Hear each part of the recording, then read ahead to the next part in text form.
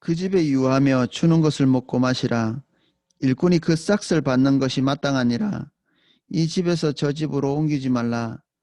어느 동네에 들어가든지 너희를 영접하거든 너희 앞에 차려놓은 것을 먹고 거기에 있는 병자들을 고치고 또 말하기를 하나님의 나라가 너희에게 가까이 왔다 하라. 어느 동네에 들어가든지 너희를 영접하지 아니하거든 그 거리로 나와서 말하되 너희 동네에서 우리 발에 묻은 먼지도 너희에게 떨어버리노라. 그러나 하나님 나라가 가까이 온 줄 알라 하라. 내가 너희에게 말하노니 그날의 소돔이 그 동네보다 견디기 쉬우리라.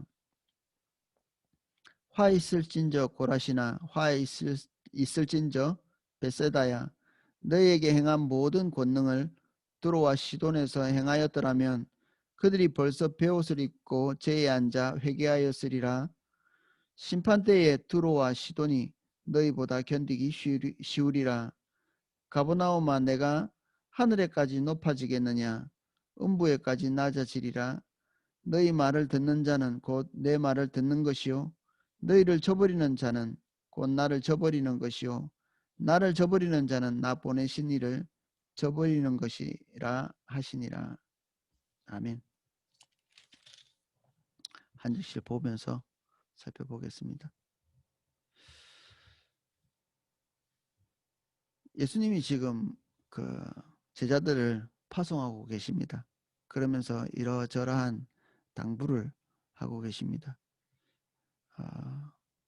먼저 저번 시간에는 평안을 선포하라고 말씀하셨고 7절 오늘은 그 집에 유하며 주는 것을 먹고 마시라. 일꾼이 그 싹을 받는 것이 마땅하니라. 이 집에서 저 집으로 옮기지 말라. 그 남의 집에 가서 뭐 얻어먹는 게 불편하시죠. 이게 예수님께서 말씀하신 건데 이게 더 쉽지 않나요? 여비가 떨어지지 않도록 충분히 두둑히 챙겨서 가고 그 집에 신세지지 않도록 하라. 이게 훨씬 더 쉬운 일일 수도 있습니다. 특별히 동양계에서는 그렇죠. 근데 이 이스라엘도 동양이에요. 이게 서양인 줄 아시는데 기독교 이 복음이 동양에서 나온 겁니다. 예루살렘 이스라엘이 동양에 이렇게 속해 있죠. 아시아 쪽에 속해 있습니다. 이게 반대로 가는 바람에 사람들은 혹자는 이게 뭐 서양 종교다 이렇게 얘기하기도 하고 그렇죠. 이게 모든 문화 이런 것들이 우리나라하고 되게 비슷합니다. 그리고 성정이나 이렇게 마음가짐, 태도, 예절 이런 것도 되게 동양적인 느낌을 주죠. 이게 우리가 참 어려운 건데 그 집에 가서 뭔가를 얻어먹고 신세지고 그리고 숙식을 해결하고 이런 것들이 우리가 염치 없는 사람이 되라 이런 것은 아니겠죠. 저도 이런 것들을 잘 못해가지고 오랫동안 어려움을 많이 겪었거든요. 제가 이제 멀다 보니까 가끔 어떤 분들이 집에 재워주시는 분이 있어요. 극진히 대접해 주시는데 엄청나게 불편하죠. 남의 집에 잠을 잔다는 게 폐를 끼치는 것이 되잖아요. 한면에서는. 그리고 그 식사를 한다는 것 자체도 폐를 끼치게 되는 거고. 근데 이게 제가 시간이 지나면서 뭘 이해하게 되냐면 그 사람에게 폐를 끼친다기보다는 그분과 같이 그분이 주는 것을 먹고 마시면서 그분과 하나 되는 거예요. 이렇게. 그분이 먹는 걸 먹고 그분이 거주하는 곳에 거주하면서 완전히 하나 되면서 복음이 위에서 아래로는 안전해져요. 거의. 최소한 수평적으로. 그리고 밑에서 아래로 전해지죠. 물이 위에서 아래로 흐르지만 복음은 정말 겸손한 곳에서 이렇게 흐르거든요. 우리가 거만한 자세로 복음을 전하는 것은 거의 불가능합니다. 그래서 거기에 우리가 복음 전하고 하나님께서 보내신 곳에서 그 사람들처럼 먹고 마시는 것이 굉장히 중요한 일이죠. 제가 남아프리카 공화국에 담임 목사님 따라서 한번 가본 적이 있습니다. 거기서 처음 갔더니 너무 좋더라고요. 그 성도님 중에 한 분, 저희가 갔던 교회 성도님 중에 한 분이 이게 거기 그 관광 지역의 카지노에 속해 있는 호텔에 리조트에 우리를 재워주셨어요. 담임 목사님 한 방 쓰고 저는 저 혼자 갔기 때문에 독방을 하나 쓰고 그렇게 해가지고 온천이 있는 그곳에서 막 헬스클럽도 있고 막 너무 좋더라고요. 어, 호강을 많이 하고 왔죠. 거기서. 근데 일주일 동안 거기에서 살고 바로 다음 사역지가 어디였냐면 흑인 지역이었어요. 흑인 지역에 가자마자 일단 먹는 것이 확 틀려지더라고요. 그분들은 좀 가난하니까 먹는 것 자체가 좀 완전히 이렇게 부실해졌죠. 최고급에서 그냥 바로 땅으로 딱 떨어지더라고요. 그리고 숙소도 그전에는 하얀 시트 깔려 있는 좋은 침대에서 잠을 잤는데 깨끗한 곳에서 이 옮겨온 그곳은 저는 오랜만에 봤는데 그 블록담이죠. 이렇게 옛날에 우리가 그 블록담으로 집을 지어가지고 벽이 그냥 블록담이에요. 그렇게 춥지는 않았어요. 그 아프리카니까. 근데 그 블록담에 그 이불이 이렇게 있는데 이불이 굉장히 오래된 것 같은 이불. 그리고 목욕탕도 갔더니 수도꼭지가 없더라고요. 이렇게 나오는 겨우 멀쩡한 수도꼭지가 하나 있어가지고 그걸로 이제 수도에서 이제 세수하고 샤워기도 없고 그때 내가 샤워기에 얼마나 적응돼 있었는지를 알겠더라고요. 샤워기가 당연하게 아침마다 우리를 이제 기쁘게 해주죠. 근데 이게 몰랐는데 샤워기로 샤워를 안 하니까 하루 종일 컨디션이 안 돌아오더라고요. 어, 부한자들과 같이 있을 때는 그냥 아이고 이렇게 하고 내가 뭐 그냥 저는 이렇게 안 해도 돼요가 아니라 그 사람들이 누리고 있는 것처럼 그렇게 가난한 자들 그룹 안에 있을 때는 또 이렇게 못하고 이게 벌벌 떠는 게 아니라 그렇게 해야 되는데 제가 그게 잘 안 되더라고요. 이게 안 다녀봐서 그런 거죠. 담임 목사님은 잘 하시더라고요. 이렇게 그 수도꼭지에 나오는 걸로 대충 씻으시고 또 밥도 잘 주시고 잠도 잘 주무시고 그렇다고 이게 그 겸손한 겁니다. 한면에서. 사도 바울이 가는 곳마다 가는 곳에 문화에 적응하고 있었던 것은 복음을 전하기 위해서 그들의 문화를 수용하는데 그리고 그들의 그 삶의 수준에 다 적응하는 데 아무런 어려움이 없었다. 근데 이게 하나님의 특별한 은혜였다고 얘기하고 있죠. 우리는 그렇게 되는 것이 당연하지 않거든요. 하나님께서 이미 예수님께서 보내시면서 성령의 권능을 부으셨는데 그 권능의 일부분이라고도 볼 수 있습니다. 이것이 아무 데서나 가서 먹고 마시고 할 수 있는 그리고 자기를 낮추거나 그리고 어색한 부분을 극복할 수 있는 이게 성령의 또 다른 은혜입니다. 이게 지나치게 없으신 분들은 은혜를 구해야 될 것 같아요. 우리가 하나님의 복음을 전하기 위해서 이 요소들이 우리에게 필요하죠. 그들과 같아지는 것이 필요합니다.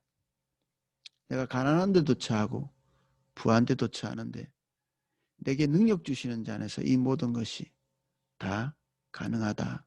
이게 뭐 우리가 불가능한 일에 도전한다 이런 얘기가 아니라 어떤 수준에든지 자신을 맞출 수 있는 이게 하나님의 권능이라는 거죠.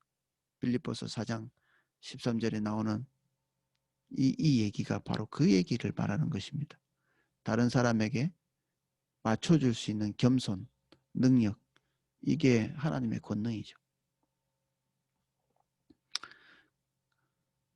그 집에 유하며 주는 것을 먹고 마시라. 일꾼이 그 싹을 받는 것이 마땅하니라. 이 집에서 저 집으로 옮기지 말라. 어느 동네에 들어가든지 너희를 영접하거든 너희 앞에 차려놓은 것을 먹고 거기에 있는 병자들을 고치고 또 말하기를 하나님 나라가 너희에게 가까이 왔다 하라. 갖다 주는 거 다 먹어라. 이렇게 되면 좀 유대인에게는 곤란한 일이 생깁니다. 이 구약 성경에 의하면 먹지 못할 음식이 분명히 규정되어 있거든요. 근데 예수님은 갖다 내놓는 것 다 먹어라 이렇게 얘기해 놨죠. 거기에는 부정하게 생각되는 음식도 반드시 포함되어 있죠. 이런 것이 신약에서 예수 그리스도께서 오신 다음에 우리에게 주신 자유이면서도 넘어가야 될 십자가이기도 하고 그렇죠.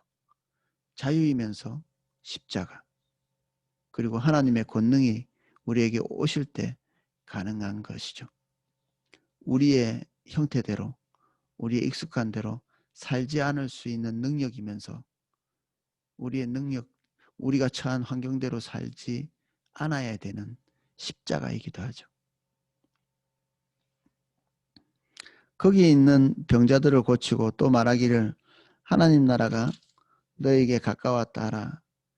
어느 동네에 들어가든지 너희를 영접하지 아니하거든 그 거리로 나와서 말하되 너희 동네에서 우리의 발에 묻은 먼지도 그들에게 떨어버리노라.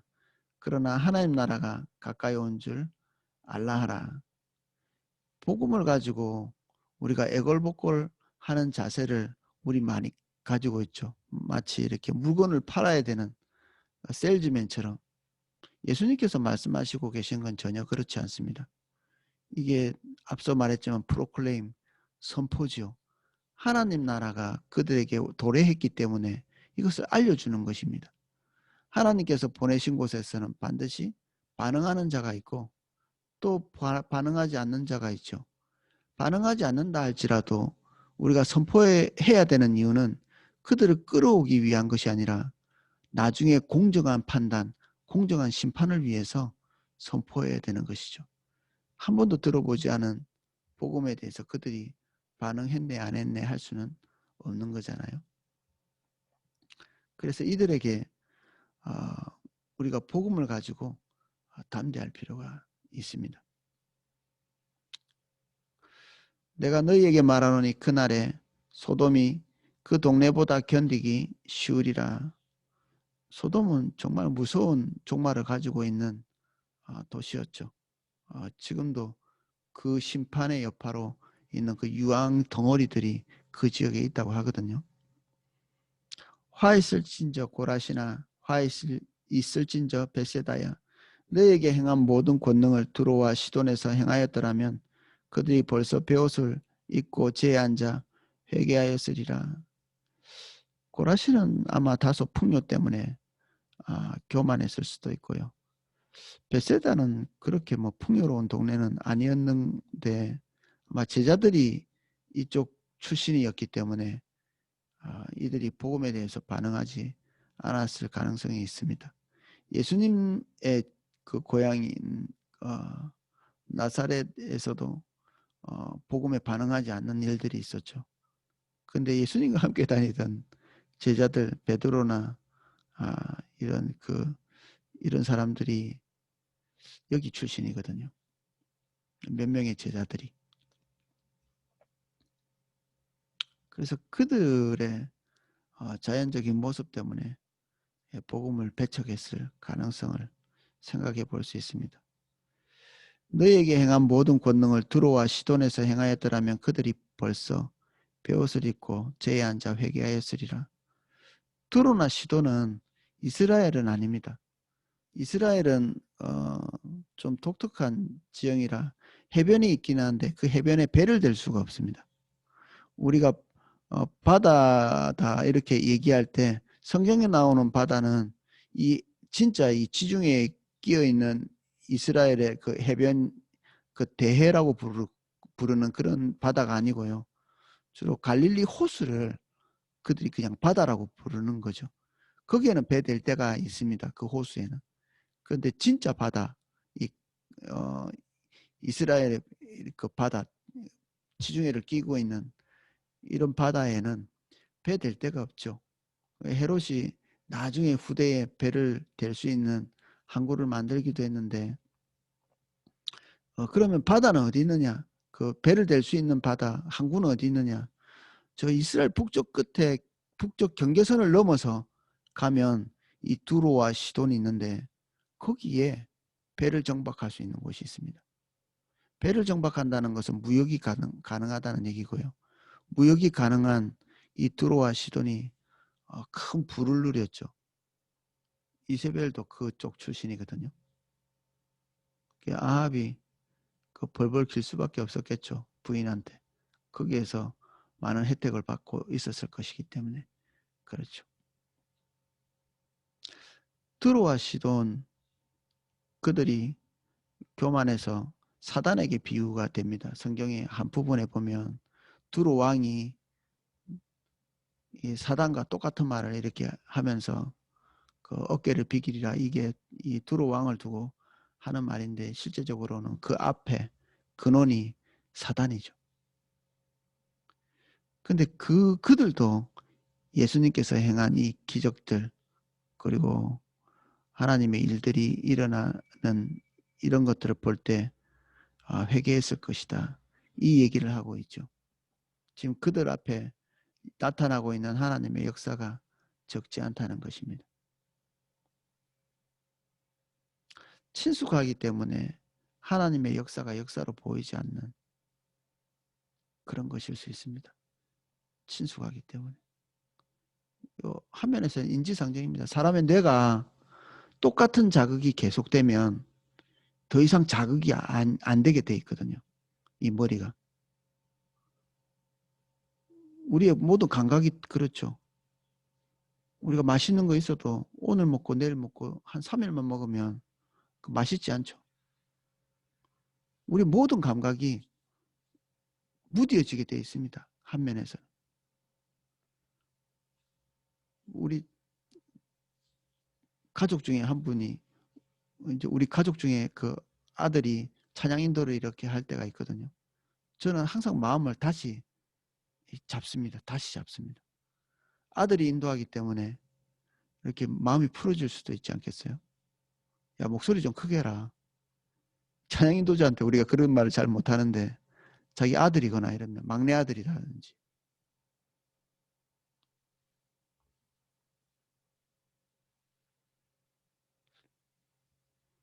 우리가 극복해야 될 문제이기도 합니다. 복음이 우리가 그렇게 높이 보지 않는 사람으로부터 올 수도 있거든요. 또한 입장 바꿔놓고 생각하면 누가 우리를 딱히 귀히 여기겠어요. 우리보다 더 높은 사람도 있고 어떨 때는 정말 우리보다 지위가 낮은 사람이나 형편이 어려운 사람한테 가야 될 때가 있겠지만 항상 그렇지는 않거든요. 우리보다 형편이 더 나은 사람, 우리보다 더 똑똑한 사람, 지위가 높은 사람, 그 사람에게도 하나님께서 우리를 보내실 텐데 그들이 우리를 무시하면 그들의 책임이죠, 이게 사실. 가버나움아 내가 하늘에까지 높아지겠느냐 음부에까지 낮아지리라. 너희 말을 듣는 자는 곧 내 말을 듣는 것이요 너희를 저버리는 자는 곧 나를 저버리는 것이요 나를 저버리는 자는 나 보내신 이를 저버리는 것이니라 하시니라. 아멘. 우리가 예수님과 함께 가고 그리고 성령님과 함께 가죠. 그래서 이 모든 것들을 수행할 수가 있습니다. 우리 마음이 강하고 그 성격이 센 사람이 전도를 잘하지 않습니다. 그런 사람만 그러면 복음을 전해야 되는데 사실 마음이 강한 사람은 그 나름대로 장점이 있겠지만 또 가면 사고도 많이 냅니다. 마음이 강해가지고 그 무례하게 군다든지. 내성적인 사람들은 그런 것들 잘 없죠. 그게 성격에 달려있지 않다는 얘기입니다. 하나님께서 우리에게 요청하신 것에 대해서 우리가 귀히 여기고 하나님께서 보내신 곳에서 겸손히 행하면서 주님의 복음을 들어야 될 자들에 대해서 우리가 민감하게 반응하는 저희들이 돼야 되겠죠. 우리의 눈이 우리 주변에서 하나님께서 행하시는 일을 볼 수 있도록 기도하시면 좋을 것 같아요. 우리를 보내신 곳에서 이런 일이 일어납니다. 우리를 보내시지 않는 곳에서는 이런 일이 일어나지 않습니다. 하나님께서 저를 보내시지 않았는데 그곳에 가서 내가 가지고 있는 것들을 이렇게 전한다고 하나님의 역사가 일어나지 않거든요. 그래서 저는 매일매일 하나님께 묻고 저 개인적인 일정에 대해서도 주님께 2번, 3번 이렇게 확인하기도 하고 그렇습니다. 내가 올바른 곳에 있기 때문에 하나님께서 역사하시는 것입니다.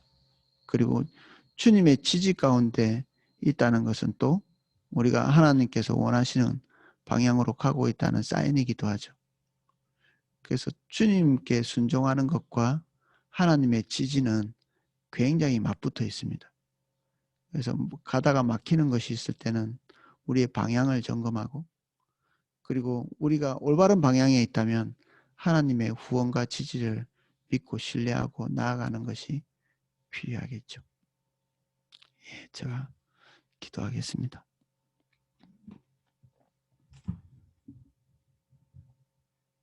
주님, 우리가 형편과 처지를 따라 주변을 살펴보며 하나님께서 지금 행하고 계시는 일이 무엇인지를 보는 안목을 허락하여 주시옵소서. 우리에게 맡기신 복음이 큰 의미를 가지고 있습니다. 어떤 이의 생명을 살리기도 하고 그 사람의 환경을 바꾸기도 하고 한 국가를 바꾸기도 합니다. 주님, 우리가 모든 것을 다 할 수는 없지만 주님이 보내신 곳에서 우리는 절대적인 존재입니다.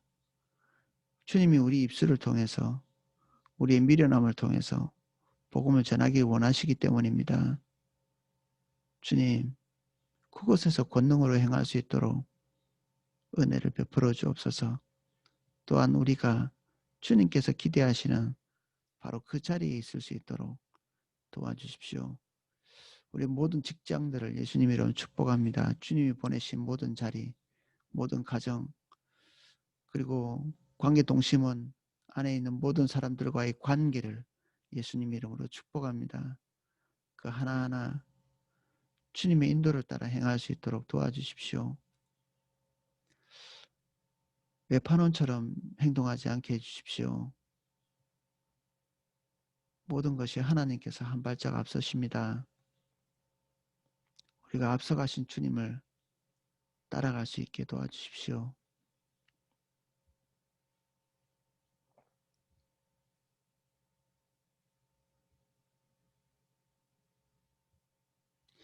예수님 이름으로 기도하였습니다. 아멘. 예,